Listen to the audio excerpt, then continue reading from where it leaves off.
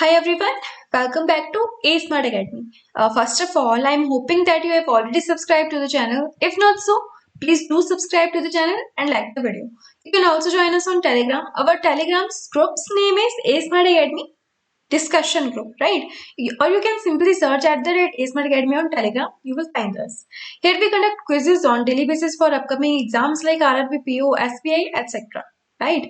So हमने करते हैं अब वीडियोस काफी प्रीलिम्स लेवल के टॉपिक्स पे, यानी कि प्रीलिम्स लेवल के क्वेश्चंस कर लिए हमने काफी सारे, like mixture alligations, down payments, instalments and so on. ठीक है, काफी करिए. एंड मेंस लेवल पे हमने काफी कर दी है, केसलेट काफी कर दिए हैं, डीआई काफी कर दी हैं, और प्रीलिम्स पे भी हमने डीआई कर चुके हैं हम काफी 2-3. ठीक है, मेंस के हमने केसलेट ज्यादा किए हैं, डीआई भी करी है, एरिथमेटिक क्वेश्चंस किया है मोस्ट इंपॉर्टेंटली फॉर मेंस. ठीक है, देख लेना उन्हें जाके. और बैंकिंग अवेयरनेस की हमने 5 पार्ट्स हम लेके आए हैं. 5th पार्ट आज ही आया है जिसमें हमने टाइप्स ऑफ बैंकिंग रिस्क के बारे में बताया आपको, और बाकी टॉपिक्स भी आपके डिटेल में डिस्कस किए गए हैं. शायद ही किसी ने इतने डिटेल में बताए होंगे, खासकर इन्फ्लेशन. ठीक है, तो आपने वो सभी देख लेना है. Very informative videos, right. ठीक है, तो ये था आपका अभी तक का जो भी हमने सफर किया है. अभी हम लोग करेंगे टाइम एंड वर्क और कंपाउंड इंटरेस्ट. वन मेथड रहेगा फॉर दीज 2 टॉपिक्स. ठीक है, तो चलो वन बाय वन हम दोनों के कंसेप्ट को अच्छे से समझ लेंगे. ठीक है, सबसे पहले बारी आती है टाइम एंड वर्क की. ठीक है, तो टाइम एंड वर्क हमारा बहुत इंपॉर्टेंट है for prelims as well as for mains. How? Prelims में आपके डायरेक्ट क्वेश्चन अरिथमेटिक केस में आएंगे. ठीक है, अरिथमेटिक के क्वेश्चन आएंगे. मेंस में आपका डीआई आता है टाइम एंड वर्क पे, केसलेट आ जाता है टाइम एंड वर्क पे, एरिथमेटिक के क्वेश्चंस आ जाते हैं टाइम एंड वर्क के. That's why this is most important. और सीआईबी हमारा इतना इंपॉर्टेंट है क्योंकि सेम हमारा सीआईबी प्रीलिम्स लेवल में हमें पूछा जाता है एरिथमेटिक के थ्रू, डीआई पूछा जाता है, मेंस में आपका सीआईपी केसलेट भी पूछा जा सकता है, और एरिथमेटिक तो पूछे ही जा सकते हैं कंपाउंड इंटरेस्ट पे भी. दैट्स व्हाई, ठीक है, ये 2 इंपॉर्टेंट हमारे टॉपिक्स बहुत हो जाते हैं. ठीक है, तो हम इसको सॉल्व करने के लिए आज लेके आए हैं जो आपके पास मेथड, उसको कहते हैं हम ब्रांच मेथड. हमारे पास बिगिनर्स ज्यादा हैं तो हम डिटेल में डिस्कस करेंगे what is this method and how does it work, right. ठीक है, तो ब्रांच मेथड में आपके पास पहले थोड़ा सा डिस्कस कर लेते हैं क्या होता है. अगर मान लो आपके पास 2 वेरिएबल्स है, what are variables, like A and B, कि ए इतने दिनों में करता है, बी इतने दिनों में करता है, तो दोनों में से कितने दिनों में करेंगे. ठीक है, ए और बी इसमें वेरिएबल है. राम, श्याम, घनश्याम, रोहित, मोहित, सोहित, ठीक है, जितने भी आपकी ये होते हैं, ठीक है, प्रिया या कुछ भी. ठीक है, ये सारे आते हैं आपके वेरिएबल्स में. अब अगर आपके पास 2 पर्सन दिए हैं तो आप ब्रांचेस कितनी ड्रॉ करेंगे? 3. ठीक है, 2 पर्सन है तो ब्रांचेस रहेगी 3, 3 होंगे तो 4, 4 होंगे तो 5 एंड सो ऑन. ठीक है, इससे आपका क्या होता है, देखो सबसे पहले सुनो मेरी बात. आपके पास अगर मान लो एक है शॉर्टकट मेथड, जिसको हम यही मेथड को हम शॉर्टकट मेथड कहेंगे अपने को. ठीक है, एक होता है बेसिक मेथड, एक मान लो कोई और तीसरा मेथड है जो आपको किसी और से पता चला है. ठीक है, अपने मेथड में, शॉर्ट वाले मेथड में आपको करने में लगे हैं 20 सेकंड मान लीजिए. बेसिक में आपको लगे हैं 40 सेकंड, जो आपको दोस्त ने बताया है उसमें लगे हैं 30 सेकंड. ठीक है, तीसरे मेथड क्या होता है, टाइम कैसे हमने करना है. देखो मान लो आपकी प्रैक्टिस इस मेथड से ज्यादा हुई है, ठीक है, बेसिक मेथड से, तो आपको इसमें लगेगा कम टाइम. इससे ज्यादा हुई है तो इसमें कम टाइम लगेगा, इससे हुई है इसमें कम टाइम लगेगा. ठीक है, तो आपको उसी मेथड से करना है जो आपने बहुत ज्यादा प्रैक्टिस किया है. ठीक है, उसमें आपका कम टाइम लगेगा. ऐसा मत करना कि मेरे दोस्त इससे अच्छा करते हैं मैं भी इसी से कर लूंगा, क्या पता लगता है. नहीं, जिससे आपकी प्रैक्टिस अच्छी हुई हो आपने उसी मेथड को फॉलो करना है, चाहे वो बेसिक हो या शॉर्टकट. ठीक है, क्योंकि कईयों को शॉर्टकट भी लेट समझ में आते हैं, कईयों को बेसिक जल्दी हो जाते हैं, ये देखा है मैंने. ठीक है, मैं अपनी बात कर रही हूँ जो मैंने देखा है आज तक. लेकिन अगर आप बिगिनर हैं, अगर आपने थोड़े से टाइम हुआ है स्टार्ट करके, तो आप जाना शॉर्ट वाले मेथड पे, जैसे हमारा ये वाला मेथड है. ठीक है, क्यों? क्योंकि अगर आप इसमें प्रैक्टिस करेंगे, इसमें टाइम तो कम लगता ही है, लेकिन आप प्रैक्टिस बार बार करोगे, क्या पता 20 सेकंड की जगह आपके 12 से 15 सेकंड लग जाए. ये सेकंड्स जो बचते हैं ना, ये बहुत काम आते हैं. ठीक है, ठीक है, तो ये हो गया काम. अब शुरू करते हैं कि ये मेथड किस तरह से स्टार्ट होता है. ये है आपका ब्रांच मेथड. ठीक है, जैसे कि हमने कहा कैसे होता है, मान लीजिए एग्जाम्पल के थ्रू समझ आती है तो हम एग्जाम्पल के थ्रू ही करेंगे. मान लीजिए आपको लिखा है कि A do a piece of work in 20 days, B do the same work in 30 days, Then find out how many days will both the person work, ठीक है, to complete the whole work, कि दोनों मिलके कितने दिनों में काम को खत्म करते हैं, हमको बेसिकली ये निकालना है। कैसे करेंगे हम, कैसे स्टार्ट होता है ये करना, दो वेरिएबल्स है यहाँ ए और बी, कितनी ब्रांचेस ड्रॉ करेंगे हम, 3, ठीक है।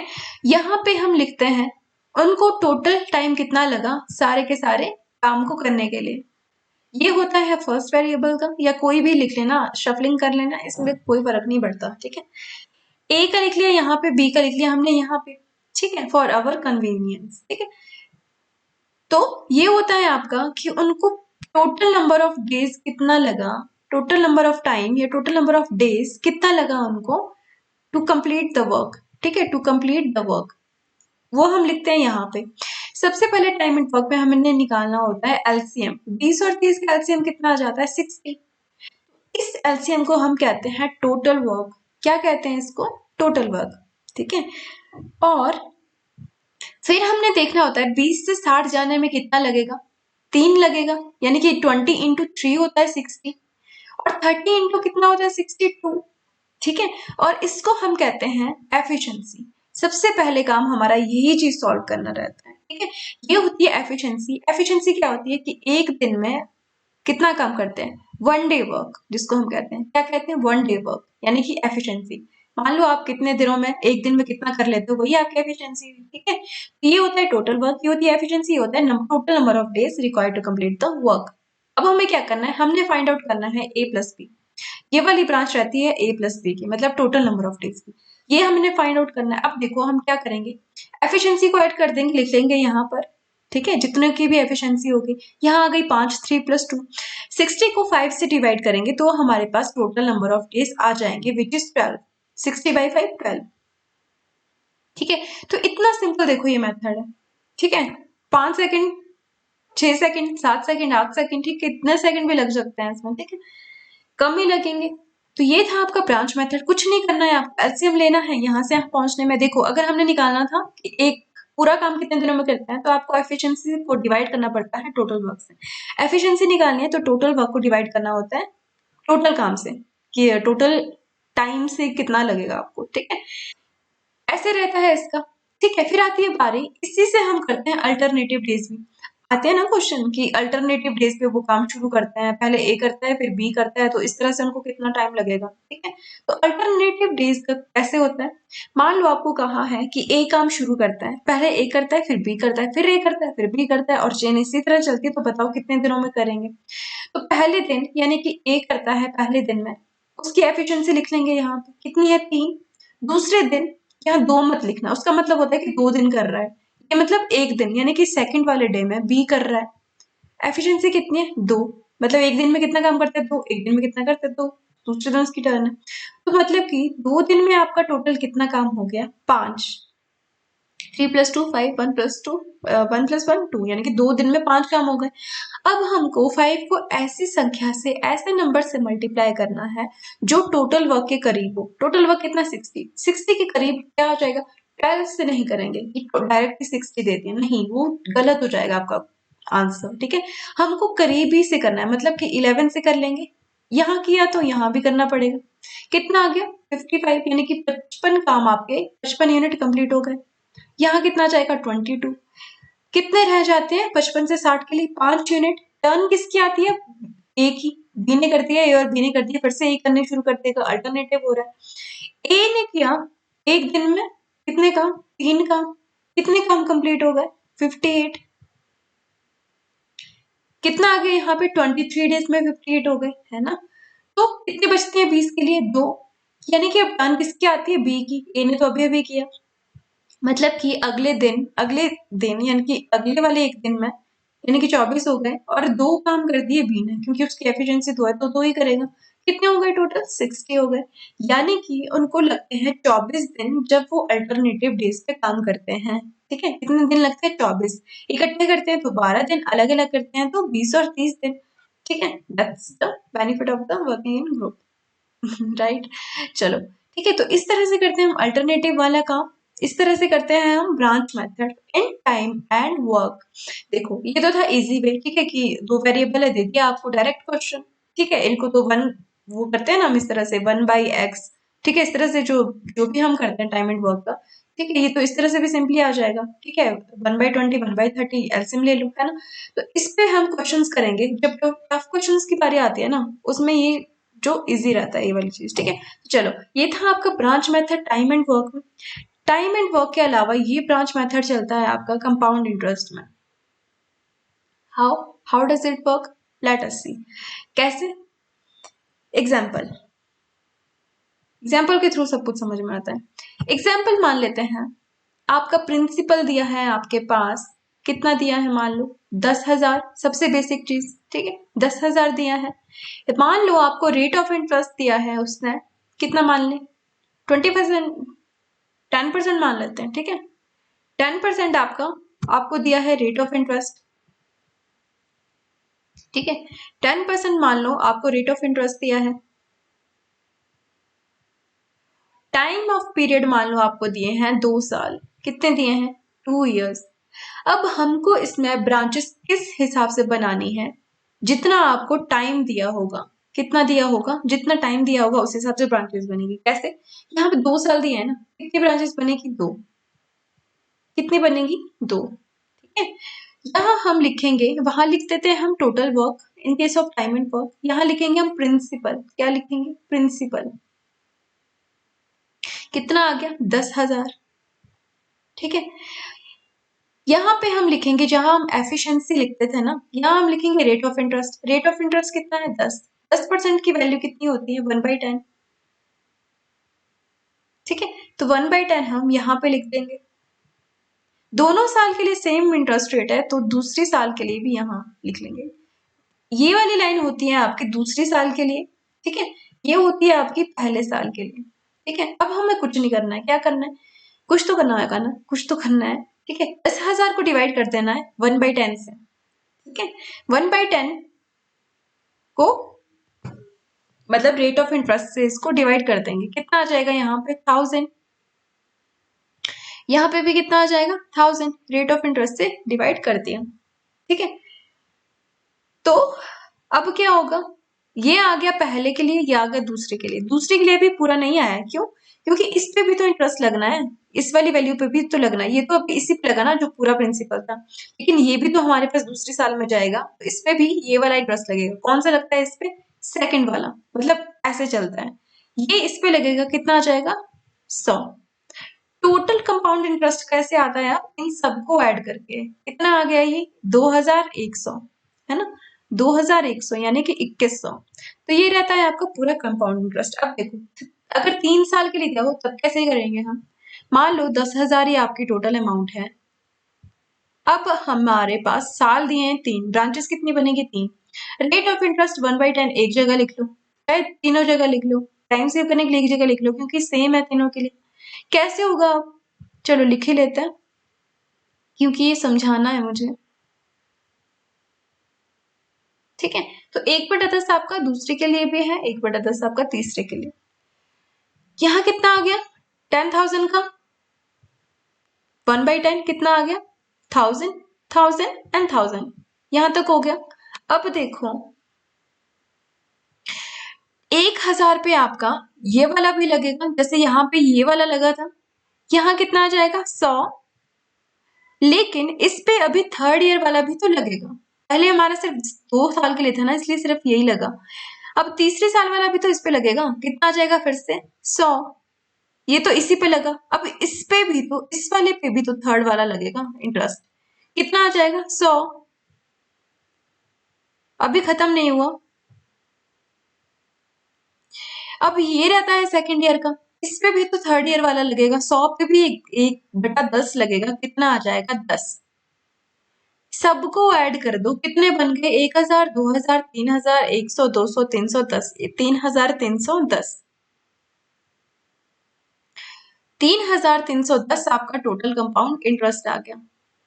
I am using touch pad, that's why, okay, bear with me, हमको सीखना है जरा। ये है आपका 3 साल के लिए। हमने क्या क्या किया, देखो एक बार फिर से समझ लेते हैं, for those who are just beginners, right. हमने पहले 10,000 का 1/10 निकाल दिया जो आ गया आपका पहले साल का। 10,000 पे दूसरे साल का हमने निकाल दिया जो आ गया 1,000, ठीक है। उसके बाद हमने 10,000 का 1/10 निकाल दिया जो आ गया 1,000, ठीक है। उसके बाद इंटरेस्ट ऑफ रेट दूसरी साल का इस वाली वैल्यू पे भी लगाना है जो आ गई 1,000 की 1/10 कितना हो गया 100। अब यही वाली वैल्यू पे यानी कि अब सेकेंड ईयर वाली वैल्यू पे भी ये वाला इंटरेस्ट थर्ड वाले का लगेगा जो आ गया आपका 100, ठीक है। ये आ गया। अब इस वाले 100 पे थर्ड ईयर वाला रेट लगाना है जो आ जाएगा हमारे पास 10, ठीक है। ये वाला 100 आया हमारे पास 1/1000 पे हमने दोनों साल का लगाना है।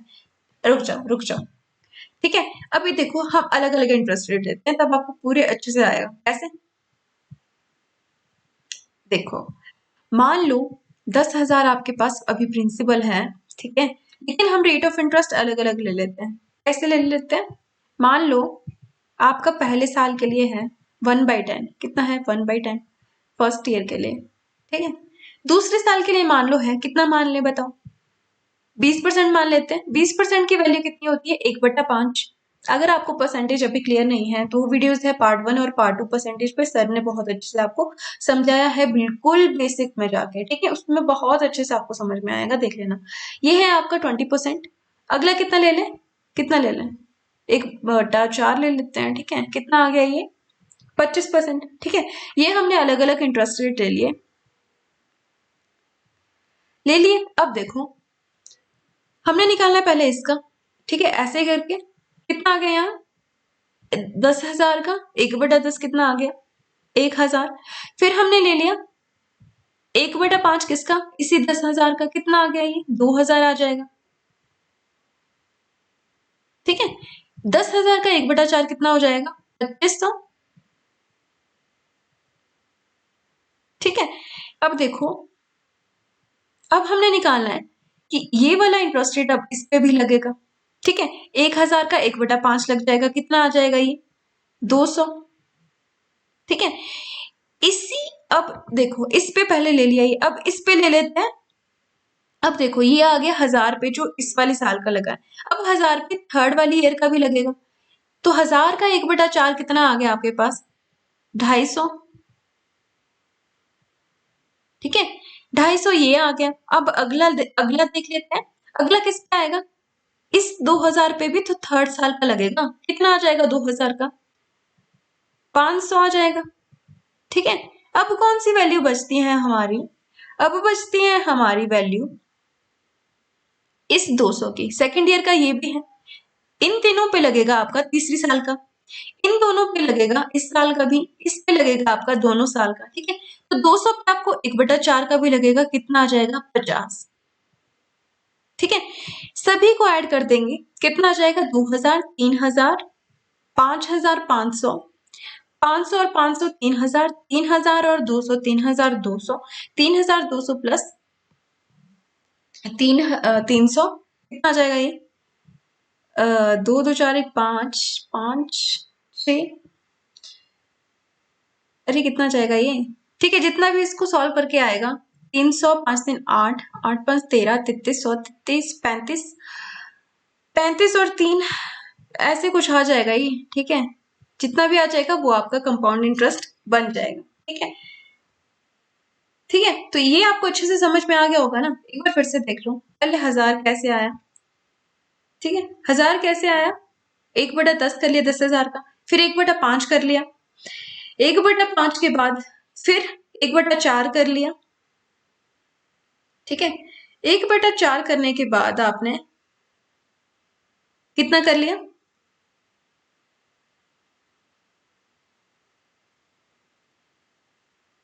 ठीक है। 1/4 करने के बाद हमने फिर इसी 1,000 पे 1/5 कर लिया और 1/4 कर लिया। 2,000 पे सिर्फ और सिर्फ अब 1/4 लगेगा और 200 पे भी आपका 1/4 लगेगा। तो ये आ जाएगी आपकी पूरी वैल्यू आपकी 3 साल के लिए, जब हमारे पास डिफरेंट रेट ऑफ इंटरेस्ट होंगे ऑन सेम प्रिंसिपल, ठीक है। तो ये आ गया होगा 3 साल के लिए, ठीक है। तो इस तरह से आपका ये चलता है पूरा का पूरा कंपाउंड इंटरेस्ट का ब्रांच मेथड का रूल, ठीक है। ये आपका खासतौर पे तब काम आता है जब आपके पास टफ वैल्यूज होती हैं, ठीक है, क्योंकि बेसिक मेथड क्या होता है? देखो बेसिक मेथड होता है कंपाउंड इंटरेस्ट का, ये पढ़ा होगा आपने, ये 1+r%, ठीक है, 1+r%, 1+r% का power n means time of period, ये होता है। ठीक है, तो इसमें टाइम ज्यादा लगता है, ठीक है, एज पर मी, तो ये वाला मेथड आपका इजीली हो जाता है। ठीक है, ये रहता है आपका बेसिक मेथड। देख लेना आपको इससे कम टाइम लग रहा है या इससे, पहले इसको समझ लेना ना, अभी समझ में आ गया होगा, नहीं आया होगा एक बार प्रैक्टिस जरूर कर लेना, ठीक है, फिर कंपेयर करना कि आपको कितना टाइम किसमें लग रहा है। ठीक है, बिगिनर हो अगर आप बिगिनर नहीं हो तो अभी तक आपने डिसाइड कर लिया होगा वैसे।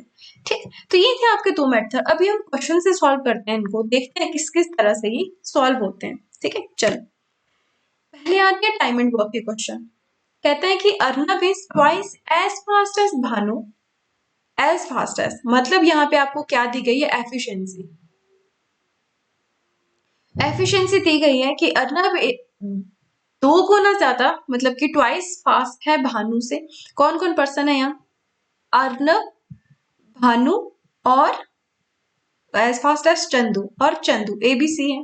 ठीक है, मतलब अर्नब, भानु और Chandu. And Bhanu is 1/3 as fast as Chandu. Arnab है twice as fast as Bhanu, twice as fast as Bhanu का मतलब ऐसा हो गया, और भानु है 1/3 इसके चंदू के। 1/3 की वैल्यू अगर 1 है तो थर्ड की कितनी होगी? 3, 1/3 हो गया चंदू का। ये आ गई उनकी एफिशिएंसी। ठीक है, तो चलो इसको करते हैं हम ब्रांच मेथड से। कैसे होगा? ये आ गया आपके 3 ब्रांचेस, 3 पर्सन है, 4 होते हैं ब्रांचेस। ये आता है टोटल का। टोटल अभी देखते हैं हमें नीड है भी कि नहीं, ये लास्ट की बात है। ठीक है, ये आ गई एफिशिएंसी आपकी ए की, यानी कि अर्नब की, भानु की और चंदू की।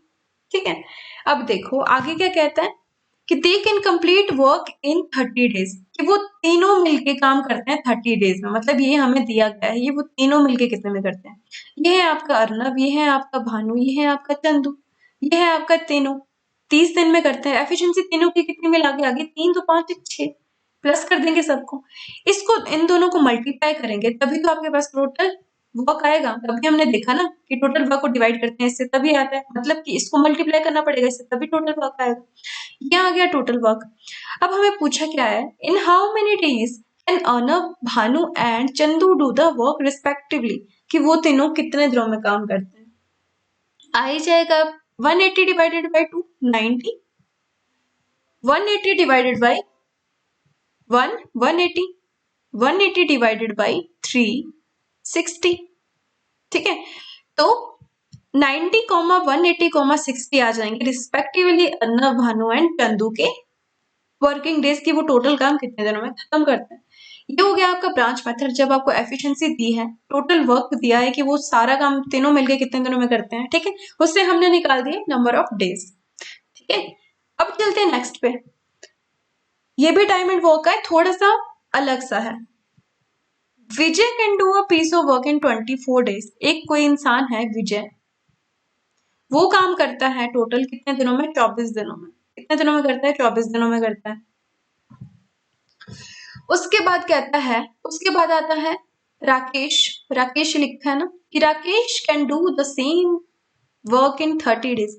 राकेश सेम इसी काम को 30 दिन में कंप्लीट करता है। ठीक है, 30 दिनों में कंप्लीट करता है। उसके बाद कहा है and Vinod can do in 40 days. उसके बाद कोई पर्सन है विनोद, वो करता है 40 दिनों में। ठीक है, उसके बाद देखो हमें सारी वैल्यूज दी है, ये वैल्यूज दी है, मतलब हमें एलसीएम निकाल सकते हैं हम। कितना आ जाएगा एलसीएम आपका? 120। यही करते आए हैं बचपन से, एलसीएम निकालना ही 10th तक। ठीक है, तो 24 से 120 में जाने के लिए कितने से करना होगा? 30 से 120 में जाने के लिए कितने से करना होगा? 40 से 120 में जाने के लिए कितना करना होगा?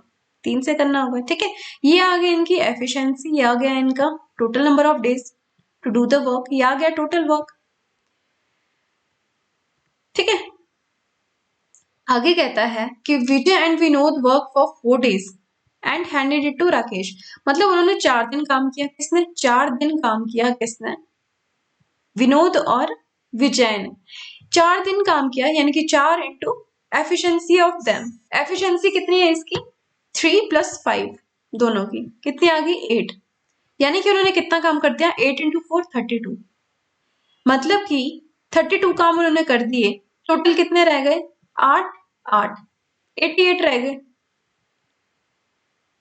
उसके बाद क्या इन्फॉर्मेशन दी है कि Rakesh work for some days, Rakesh ने सम डे काम किया, कुछ दिन काम किया, and handed it to Vijay and Vinod again 6 days before completing the work.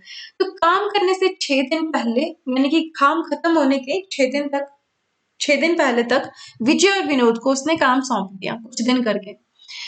तो 6 दिन तक इसने काम किया विनोद और विजय ने। विनोद और विजय की अभी हमने देखी कितनी कितनी है, 5 और 3, यानी कि 6 into 8, लास्ट के 6 दिन इंटू 8 उनकी एफिशिएंसी दोनों की, मतलब कि 48।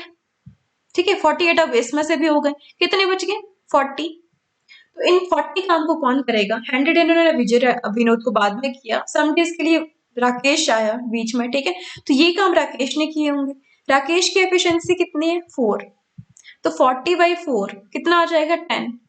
मतलब कि जो सम डे के लिए राकेश ने काम किया, जिन कुछ दिनों के लिए राकेश ने काम किया, उन कुछ दिनों की वैल्यू है 10।